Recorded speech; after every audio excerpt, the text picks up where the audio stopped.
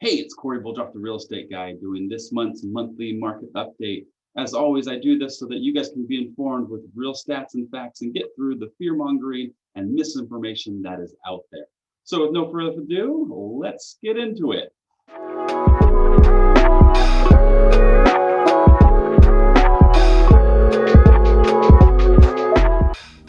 So I want to start off with the snapshot, a year over year of changes in the key metrics from last year to this year. So showings are actually up 49.5% compared to this time last year. A lot of that has to do with we were in the middle of a pandemic and actually we're not allowed to do showings. Then we come up to purchase apps. We're actually they're up 39%. So a lot more people are looking to go out and buy this year than compared to last year. Pending deals, we are a little below what we were last year. Existing home sales are up 9.1%. New home sales are up 8.2%. But the biggest key factor in what is driving our market is we're 52% below last year's listings at this point in time. And last year, we are lower than we were the year before. So really, we're almost creating an inventory crisis that has a lot to do with driving this market, driving appreciation. A lot of people are still, who are thinking about selling, are not selling because we're not out of the woodworks yet. Still the safer at home orders are still being restricted. Not everyone is vaccinated.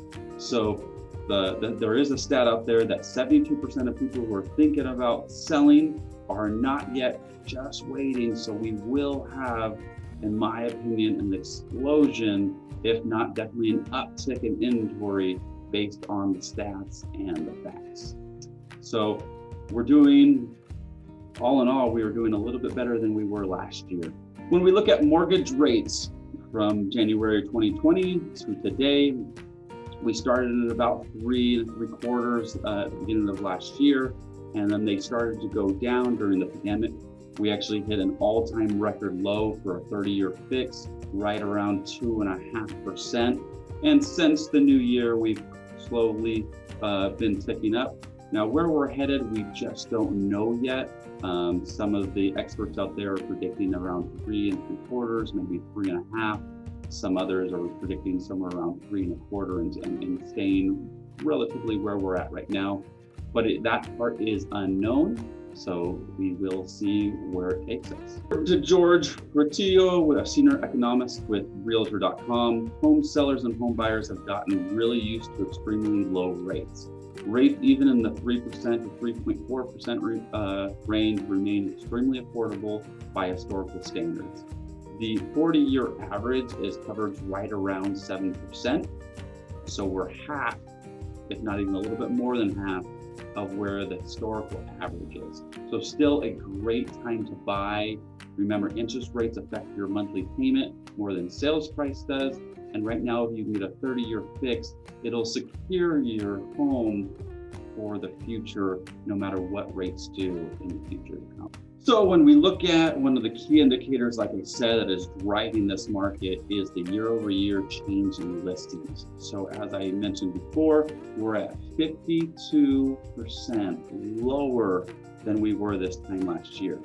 Now, we do have a little bit of an uptick in new listings that are coming on the market compared to last year, but we're still under what we were in total listings. And that is just because as soon as a listing hits the market, you have 30, 40, sometimes even 70 buyers going to look at the same home, 4, 10, sometimes even 20 offers on a single home.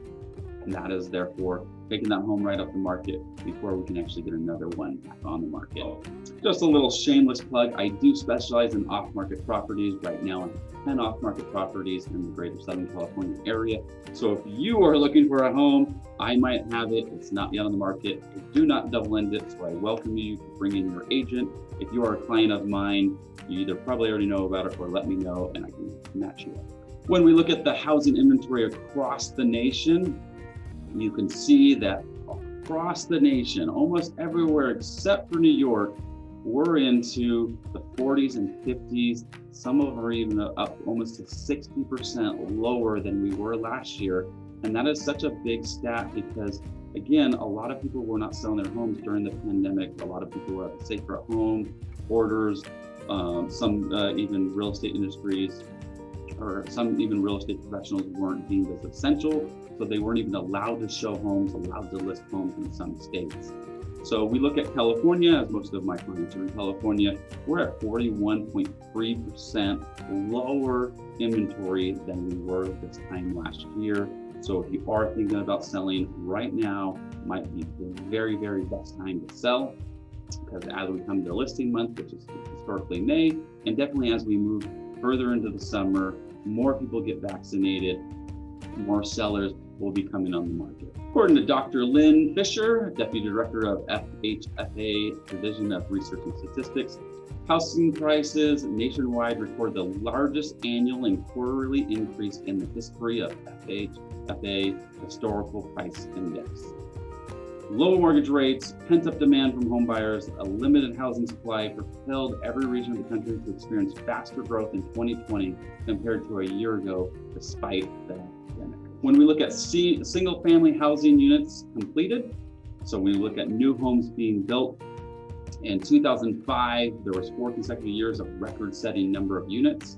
But since the recovery of 2010 to present, we've been below the average annual units that are being completed. So not a lot of home builders are still reluctant. Some of them are due to rising prices and building costs. And some are just looking back at the crash and looking like, how do they keep themselves away from the crash? So we're still a lot, under the 50-year average and below what the new homes are that need to be. So are we seeing a cash out refinance crisis? So we're going to look at, are people using the houses as an ATM as they were in 2008? Are we draining our equity? What's exactly going on? Why has there been a spike up? We see the scare modules, news media, cash out refi surged to highest level since financial crisis. Oh, we're going to spike up. We're going to have this huge crisis. Let me give you the real facts and let you guys decide. So when we look at home equity cashed out by refinance in the billions, in 2006, yes, we did have the highest record cash out refinance in the billions. It was over 321 billion in a single year. As you can see, since that point in time, we have come nowhere close to that mark. We come into last year, which was $153 billion. So it was definitely the highest that we've seen in over a decade, but still half of where we were at in that 2006, 2008 crash.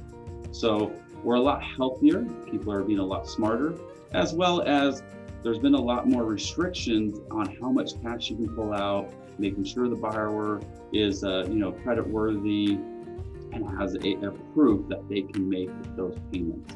So we're definitely a lot better off than we were in 2006, just based on how much people are pulling out.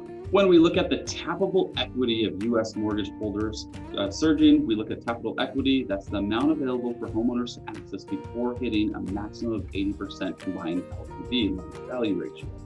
So as you can see, from 2004 to 2020, we've been averaging, a little under, $4 trillion that's in tappable equity.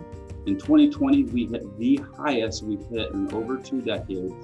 Of over $7 trillion in tappable equity. There's actually almost $17.2 trillion in equity total in people's homes. But again, reaching that 80% maximum value, keeping them very, very secure. That way, even if the market dips, they're still not going to be under. We're sitting in a really, really healthy position. Some of it's due to the appreciation that we had of 10.2, some even 20% in some regions. So we've seen a big increase in equity appreciation, which has led to a bigger increase in equity. Then we look at the next stat is regarding cash out refinances. 2020 was nothing like 2006. So again, we're going to look at capital equity in the trillions. In 2006, we had 4.6 trillion.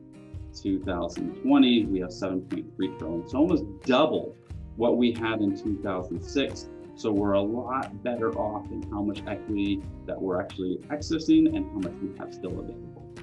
So we look at cash out refis. In 2006, 89% of people who were refining were pulling out cash. Some of that is because interest rates were rising and prices were rising, but people were pulling out that cash. And the only reason why you were doing a refi was to pull out that cash. Versus in 2020, we were in a decline in interest rates. So people were not only refining to pull out cash, but a lot of people were just doing a rate and refi, especially there was no points, no fees, lenders were paying those. So it was making sense why people were just refinancing. And only a third of refinances were actually pulling out that cash and really doing it in a healthy manner. Total cashed out in billions, as I said, was 321 billion compared to 153 billion. And take that into context where we have $7 trillion in capital equity. So people weren't just pulling it out frivolously. They were doing it in a very smart way. A lot of people updating their homes, maybe doing some additions, maybe building an ADUs so their mothers or older or younger siblings or children can come in and live with them. So again, in the capital equity, 7% was taken out in 2006 versus only 2% was tapped out in 2020. So as you can see, just based on the stats and the facts, we're nowhere close to where they were in 2006. We're in a very healthy position right now. We do see prices going to continue to appreciate as long as inventory stays low. Even as inventory comes on, we'll still see maybe a slowdown appreciation, but by no means a crash or a crisis or anything that the news media wants to scare you. According to Wall Street Journal, the residential real estate market is on its biggest tier since 2006, just before the housing bubble burst and set off a global recession. Yet in nearly every meaningful way, today's market is the inverse of the previous boom. In the mid-2000s, loose mortgage lending standards enabled borrowers with poor credit histories to purchase homes beyond their means, sometimes with mortgages that required low payments in the early years of the loan. And then it just goes on to say that, definitely, there was those pay option arms, there was, increasing interest rate payments. There's different things where rates were going to be increased. A lot of people were in adjustable mortgages. So right now we're in fixed rate mortgages. So even if the rates rise, it's not going to hurt today's buyers, not going to hit today's home buyers. And it will affect people trying to buy in the future. So again, even though we are, coming to the height of the market, in my opinion, if nothing else, we are definitely in a hype market, in a seller's market. It's still a great time to buy because interest rates are so low, and because we don't know what they're going to do in the future. Right now might be the best time to secure low. According to NAR, National Association of Realtors, with demand for homes outpacing new listings, buyers' competition continues to intensify. On average, there were 4 offers per home sold in February, and that's the national average. I will tell you, in California, it was more like 10 to 20 offers per home. According to NAR's latest February Realtors Confidence Index report, a monthly survey of realtors about the transaction. 1 year ago, there were 2 to 3 buyers for every home sold. The intense competition has led to double-digit price growth and properties selling in record time. To get back to a healthy supply level equivalent to 6 months of monthly demand, an additional 2.7 million homes should be on the market for sale. So to bring in forbearances, there was a little over 1 million people that were in forbearances. Over half of them have already come out of forbearance and have made a payment plan. And there's only about 325,000 people that are in forbearance that have not made a payment or not made an agreement to make a payment plan. So even if those 325,000 all went into foreclosure and came onto the market, you can still see it's really not going to affect the market. And actually, in that homeowner standpoint, they're probably still going to be able to sell their home for top dollar, be able to pay back the bank, and able to walk away with some equity. So we're not going to have a lot of distressed homeowners in that position where they're having to sell their home under market value or do a price sale. The average number of offers received on the most recent closed sales is about 4.1 offers, and as you can see, that's been increasing, since 2017. But definitely in California, we're probably closer to about 10 to 15 offers per home. That's with my listings. That's what we're pretty much seeing. Maybe on a low end, it's 5. but definitely over asking price, usually 3 to 5% over list price, and definitely 2 to 4% over the last house that sold, a true comparable home. So a lot of people ask me, when I'm talking to my clients, friends and family, even other realtors that are, kind of newer into the industry, even some old time, people have been there, is this like the last time? So I just want to go over some key indicators and some things to kind of show you and let you decide if we are coming into, if this is like the last. Again, I'm going to do some comparisons between 2006 and 2008 compared to now. And that way you can kind of see we're in a lot healthier spot, or maybe you'll decide that we're in the same spot. So when we look at annual home price appreciation, because we did have a really, really high appreciation in 2020, I think we were actually into like 17% in California. So when we look at the national average, the average annual appreciation from 2002 to 2005 was averaging about 10.3%. So that was leading up to that 2006, eventually the 2008 housing crisis and housing crash. Compared to 2017 to 2020, we've been averaging about 6.3%. Now the national average for a 40-year average is 3.5% to 5% of appreciation growth. So although we've seen some healthy appreciation and some even last year, some extreme appreciation, we're nowhere near where we were in 2002 to 2006, and we're closer to the average than we are close to the crisis and the crash. So we come here and we want to look at the default risk in the mortgage market from 1989 to 2020. We look at the product risk, so that's actually the loan programs that were available, and the guidelines, and also the government restrictions on how, what loans could be provided and how the banks could offer different loan programs. So you can see from 2000 to about 2006, it came, there was very loose restrictions. Almost anyone could get a home loan. I know I personally did one that was a 500 credit score, 100% financing. Wasn't a very good loan. Yeah, my client was happy at the time, but they eventually were not happy when they couldn't afford the payment, because ultimately they didn't show a history of being able to pay even their credit cards in time, let alone show that they could pay their home payment in time.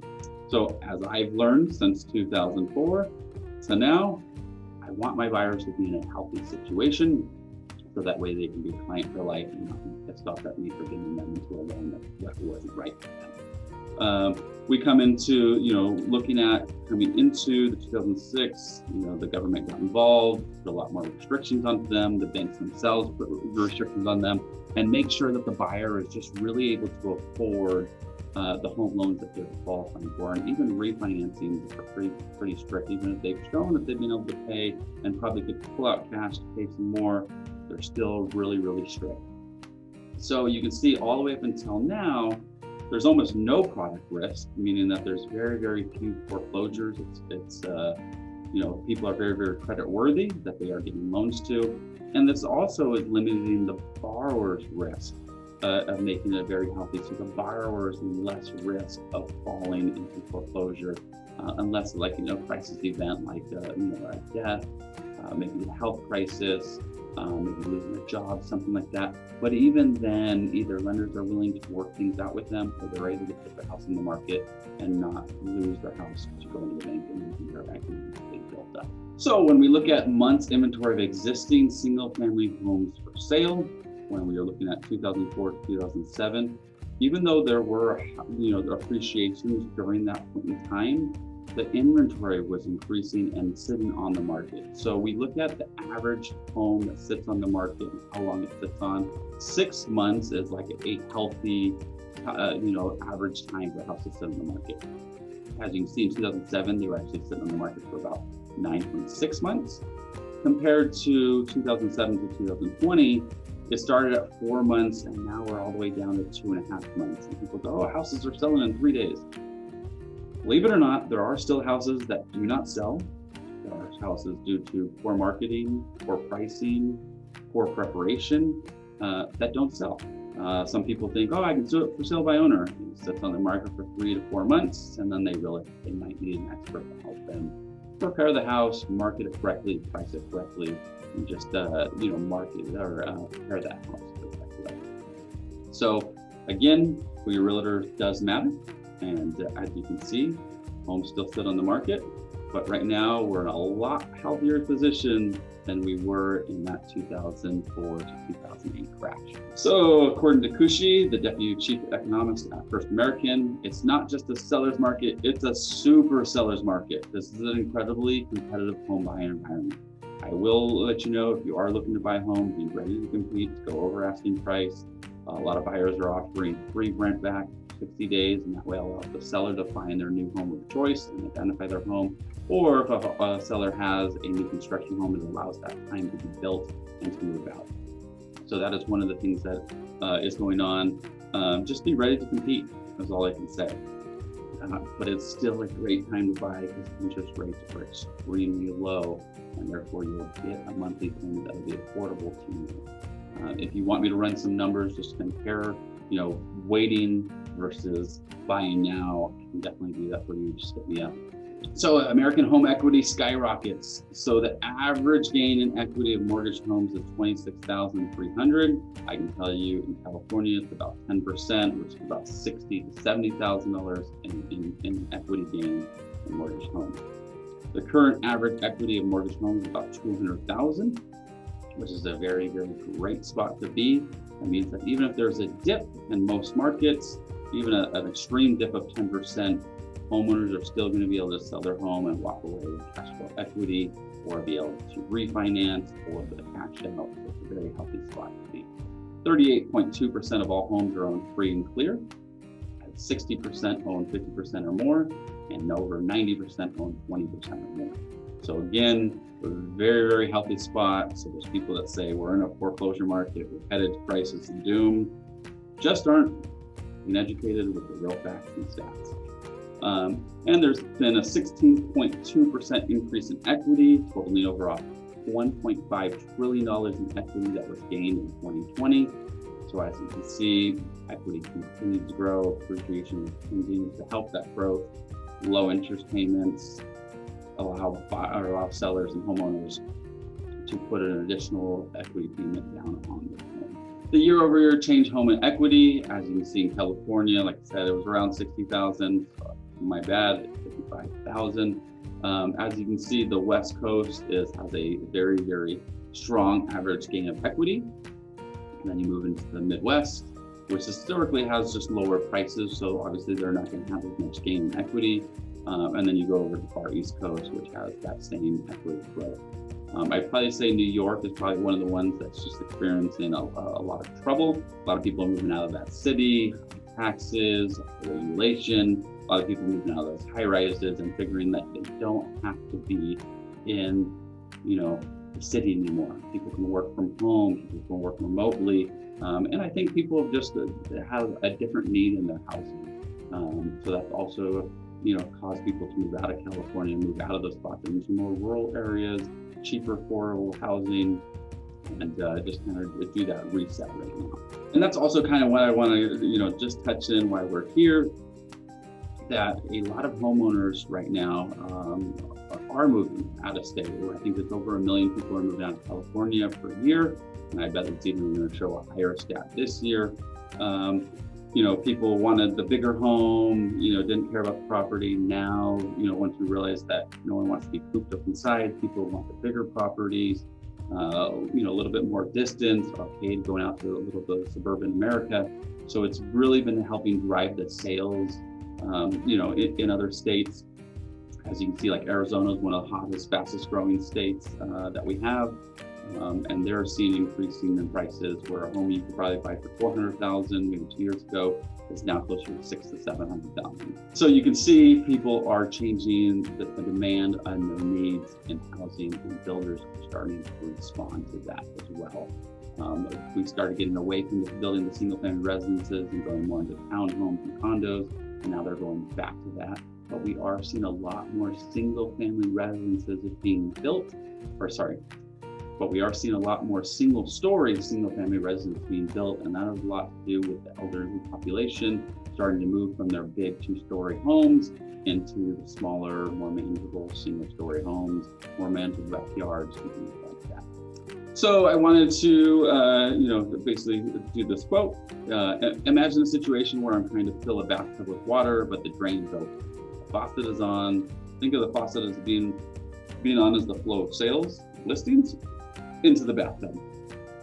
And the drain at the bottom being the sales that have been closed and are sort of going out the other side. So listings come in, they're going back out. At any point in time, the amount of water that's in the bathtub is your inventory. So it's almost going out almost faster than it's being supplied. And so what happens in this housing market, we've got the faucet open at the top, we got the drain open at the bottom, and once a month we measure how much water is in the bathtub. Now, keeping this analogy going, the less open the drain is at the bottom, the more flow in the top, the more inventory or water is left in the tub. Turn it the other way around. If the flow in the top is slower than the drain is wide open, the level goes down and there's less inventory. And so these are the dynamics at play. The inventory is measured, it's only measured today, only measures at one point in time. So we're actually selling homes faster than we can replenish them. So until we start getting more homes in the market and start stabilizing that inventory, we're going to see this appreciation growth in this super seller's market exist. But what's missing is a whole pile of water might have come into the bathtub and out of the drain before you can know it. So there we look at the measurements like days in the market, how fast, or what is the velocity of the market. And what's happening today is our market is, the average days in the market is 21 days. A lot of homes are flowing to the top of the bathtub and flowing out the other side before we even get a chance to measure them as part of the inventory. So I hope you guys find these useful. Hopefully I don't talk too much and bubble too much. I just wanted to supply you guys with real facts and stats. If you do want me to look at your neighborhood and see what's going on in your neighborhood as far as appreciation, homes on the market, how things are lasting, please let me know. I do this for free of service for any of my clients, friends, family, referrals, things of that nature. And I do want to say I work by referral only, so that way I can give my 5-star service to every single client. So if you ever know anyone that's looking to sell, buy, or invest into real estate anywhere in Southern California and really anywhere in the nation, I can help you out. I will provide my 5 stars to them, and I promise that I will give you a referral gift as well as take care of your referral. I thank you guys always. Stay safe, stay healthy, and until next time, Cory Boldroff, the Real Estate Guy.